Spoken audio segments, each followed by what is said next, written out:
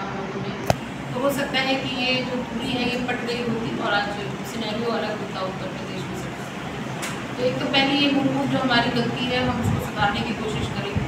और दूसरे ये कि देखिए आम जनमानस में जहाँ जहाँ हम जाते हैं, उसी चुनाव में रहे और लंबा समय रहना हुआ, उसके अलावा अभी सहारनपुर और अलीगढ़, प्रयागराज समेत बहुत सारे ज़िलों में गए, मुजफ्फरनगर, वहाँ पर लोग जुड़ना चाहते हैं समाजवादी पार्टी से। मैं उन लोगों की बात नहीं कर रही हूँ जो ऑलरेडी संगठन में हैं कि उनको कोई पद चाहिए या कुछ, ऐसा कुछ नहीं है। आम जनता के लोगों का विश्वास राष्ट्रीय अध्यक्ष अखिलेश यादव जी पर है, आंख बंद करके है। हम कहाँ तक सक्षम हैं, हम कहाँ तक कामयाब होते हैं उनको अपने साथ जोड़ने के लिए, ये हमारी समस्या हो सकती है। जनता बैठी है हमारे साथ जुड़ने के लिए और राष्ट्रीय अध्यक्ष जी के ऊपर जो भरोसा है उन लोगों का वो भी पूरा है। बस हमें थोड़ी सी अपनी कार्यप्रणाली को चेंज करना पड़ेगा और जिसका दिशा निर्देश राष्ट्रीय अध्यक्ष अखिलेश यादव जी दे चुके हैं। हम पीडीए की बात जब से हमने करना शुरू की है पिछड़ा दलित अल्पसंख्यक के लिए, तो लोग और ज़्यादा हमारे करीब आ रहे हैं। लोगों को इस समझ में आ रहा है कि आपकी हिस्सेदारी के हिसाब से आपकी भागीदारी होनी चाहिए। जब तक जाति जनगणना नहीं होगी, पंक्ति के आखिरी व्यक्ति को या आखिरी गांव को जो मिलना चाहिए न्याय वो नहीं मिलेगा।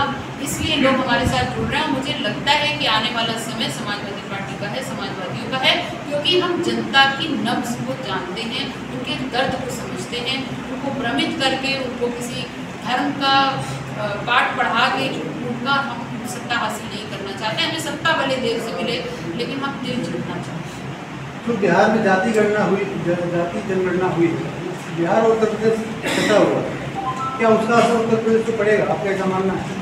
बिल्कुल, लोगों की मांग बढ़ गई है। जिस तरीके से अभी मेरी एक अल्पसंख्यक सभा की मीटिंग हो रही थी कहीं पे, सभा की नहीं एग्जैक्टली वो अलग से अल्पसंख्यकों की मीटिंग थी, मैं कर रही थी, तो उसमें उन्होंने कहा कि देखिए बिहार से जो आंकड़े निकल के आए उसमें 17% अल्पसंख्यक है यहाँ पे। और मुझे लगता है कि अगर उत्तर प्रदेश में बढ़े तो ये आंकड़ा भी बढ़ेगा और कहीं ना कहीं फिर हम जैसे जिस भी कम्युनिटी का उनको पता चलेगा कि 1% मिली तो अपने आप एक मजबूत स्थिति में पाएंगे, जो टकराव है वो कम हो सकता है। तो जाति जनगणना बहुत ज़रूरी है और उससे सबसे बड़ी चीज़ है कि उत्तर प्रदेश में बिल्कुल फर्क पड़ेगा कि राजस्थान में भी उस चीज़ के ऑर्डर हो गए हैं। मुझे पता नहीं, समझ में नहीं आता है कि जब राष्ट्रपति बनाते हैं या आदिवासी महिला को तो उसके बाद इतना प्रचार प्रसार करते हैं, दलितों के बारे में बात करते हैं, लेकिन जब उनको ज़मीन पे कुछ करना होता है पिछड़ा दलितों के लिए, अल्पसंख्यक को तो हटा दीजिए, पिछड़ा और दलित के लिए उनको जब करना होता है तो वो क्यों बैक गियर लेते हैं। यहीं से उनकी नियत में कोड साफ नज़र आ रहा है। और हाँ, आपका सवाल बिल्कुल दुरुस्त है, बिहार लगा हुआ है और उससे यकीनी तौर पर इस जनगणना के बाद असर पड़ना शुरू होगा और इन पर दबाव भी पड़ेगा कि आप जाति जनगणना। सुमैया जी, आप 6 जनपदों की जो प्रभारी हैं, 6 लोकसभाओं की, तो आपने क्या गौतमबुद्ध में देखा है यहाँ जो बीजेपी पहले से लग जाती है बूथ बनाने में, बूथ बनाने में, क्या आपकी पार्टी पीछे क्यों रहती है? प्रत्याशी घोषित करने में भी पीछे रहती है, हार का कारण ये बनता है। बिल्कुल, मैंने कहा ना कि जो हमसे गलतियाँ हो गई, अब वो किस वजह से प्रत्याशी पहले ही तय होते हैं, वो पहले ही लग जाते हैं सब तैयार। हम उन गलतियों से मुस्तकिल सीखने की कोशिश कर रहे हैं और आज भी मेरी बात हुई है जिला अध्यक्ष जी से, पार्टी जी से और तमाम और पदाधिकारियों से कि हम उन गलतियों को ना दोहराएं और लोगों के बीच जाकर के सबसे पहले ये कोशिश करें कि उनको ये विश्वास दिलाएं कि समाजवादी पार्टी यहाँ पर है और मजबूत स्थिति में लड़ाई लड़ेगी, आपका साथ चाहिए और बेहतर से बेहतरीन यहाँ पर कैंडिडेट देने की कोशिश करें। बूथ स्तर तक हमारा अभियान चल रहा है वोट बढ़वाने का और उसकी समीक्षा का। लेकिन क्या है, भारतीय जनता पार्टी की सरकार में जो अधिकारीगण है, प्रशासन के लोग हैं, वो भाजपा के कार्यकर्ता एजेंट के रूप में काम करते हैं। पिछली बार भी हमारे लोगों ने, हमारे राष्ट्रीय अध्यक्ष ने एक एफिडेविट देकर के दिया गया जो चुनाव कमीशन को दिया कि उसमें से हमारे लोगों के जो नाम हुए हैं उनके काटने का काम करती है और अपने लोगों को भारतीय भूगत काम भरवाने का काम करती है। तो जो प्रशासन जो है एजेंट के रूप में काम करता है, कार्यकर्ता के रूप में काम करता है, वहाँ वो भाजपा नहीं चाहती कि अपोजिशन की पार्टी को नहीं, उनके प्रत्याशी पहले ही लग जाते हैं वोट बनवाने, प्राइवेट आदमी अपने लगा हर गाँव में बूथ में। ये तो हमारी भी पूरी तैयारी है। मैं जब आपकी बूथ कमेटी नहीं बनेगी तो बूथ में क्या काम करेंगे? बूथ कमेटियाँ बननी आप लोगों की मुश्किल। ये देखिए बूथ कमेटी मैं खुद इसका प्रभारी आपके हूँ। इसी जिले में आप जहाँ बैठे हैं, जी। यहाँ के बहुत सारे वरिष्ठ सरकार के पदाधिकारी आपकी वार्ता में नहीं है, इसको क्या हम लोग समझें?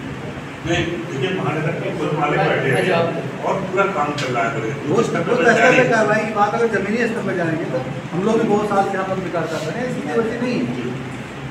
मैं बोलना चाहूँगा क्योंकि प्रभारी जी को भी चीज़ें अभी आज फर्स्ट दौरा है उनका, जिसमें उनको कई चीज़ें एलैबोरेट नहीं की क्योंकि इनका भी शॉर्ट नोटिस पे चीज़ें हुई थी। तो आपको बताना चाहूँगा बूथ स्तर पे हम लोग BLA एजेंट, हम अभी भी जब आदरणीय प्रभारी जी आए थे उससे पहले भी हम लोग BLA एजेंट पे ही काम कर रहे थे। और आप सबके माध्यम से मैं आपको एक सूचना और देना चाहता हूँ कि अभी बीच में चुनाव आयोग के द्वारा एक वो आया था कि बहुमंजिले इमारतों पे वोट बढ़ाने के लिए जिला प्रशासन हमें वो दे करें ताकि हम शहर के वोट की मात्रा बढ़ा सकें 40%। तो उसमें कई जगह शासन प्रशासन ने इतनी गलतियां करी। आप पर्सनल फेवर जिसे माननीय महेश जी ने बताया कि एजेंट का काम शासन कर रहा है, ऐसी जगह बूथ बनाया, मैं आपको कॉपी प्रोवाइड करा दूंगा आज उसकी। हमने आपत्ति लगानी पड़ी कि एक किसी निजी फ्लैट में बूथ बनाया जा रहा था, निजी फ्लैट में सेक्टर 34 उदयगिरी में किसी पर्सनल लाभ के लिए बूथ बनाया जा रहा था, जो मैंने आपत्ति में लेटर पैड पे लगाई और कल ADM में परसों। और हाँ एक और चीज़ आपको बताना चाहूँगा, आनंद फानन में आप कोई भी प्रक्रिया करेंगे कम से कम आप राजनीतिक दलों को टाइम देते हैं। आप 1 हफ्ता देंगे, 2 हफ्ता देंगे, 3 हफ्ता देंगे या 1 महीना पहले आप 24 घंटे का हमें समय दिया गया राजनीतिक दलों को, क्योंकि भाजपा के द्वारा शासन प्रशासन में क्या दबाव बनाया गया हमें नहीं पता कि आप 24 घंटे का टाइम दे रहे हैं कि आप सर्वे कर लीजिए। 57 बूथ है हमने बना दिए। आपने किसके पूछ से बनाए, किसके पूछने से बनाए, आपने किसके सर्वे कराया? और बसपा, सपा, कांग्रेस, आम आदमी पार्टी के साथ उस सर्वे में थे जब आपने बूथ डिसाइड करे। उनकी सर्वसम्मति से ही चुनाव होता है, ऐसा नहीं कि चुनाव एक दल के लिए तो आप एक दल के लिए बैठे थे। तो इसलिए हमने आपत्ति लगाई, 7 आपत्ति में से 3 आपत्ति हमारी एक्सेप्ट कर ली, क्योंकि वहाँ बूथ होने की प्रावधान नहीं है। आप इस कमरे में आप बूथ बनाएंगे तो जायज बनता है, अगर आप इतने एरिया में एक बूथ बना देंगे तो नाजायज बनता है। और वो जब हमने R&D करी, हमने अपने कार्यकर्ता वहाँ भेजे गिरी में, उदयगिरी में, तो वो बूथ खारिज करने पड़े। ADM साहब को बोला, ADM साहब ने मुझे खुद कॉल करके बोला कि आपकी आपत्ति स्वीकृत करिए। ADM साहब ने कहा है ये निजी स्तर पे बूथ बनाए जा रहे थे ताकि वहाँ पर बूथ कैप्चरिंग कर सके। सेक्टरों में जो RW अध्यक्ष कहीं ना कहीं भाजपा से लिप्त है और जो उनके संरक्षण में चल रहे हैं, वहाँ ये रणनीति बनाई जा रही है कि नोएडा में बहुमंजिल इमारतों में बूथ कैप्चरिंग करी जाए, ताकि बाहर जो हम लोग के पार्टी के लोग जहाँ हम लोग नहीं उपलब्ध करा पाते, तो पहले रहा है। लेकिन इस बार हम लोग 716 बूथ है, 716 बूथ पे हमारे एजेंट हम लोग बना रहे हैं, जिसमें कि भी हमारा काम चल रहा है। और हो सकता है 27 तारीख से करीब 27 तारीख से चुनाव आचार संहिता लागू कर रहे हैं वोटिंग अभियान।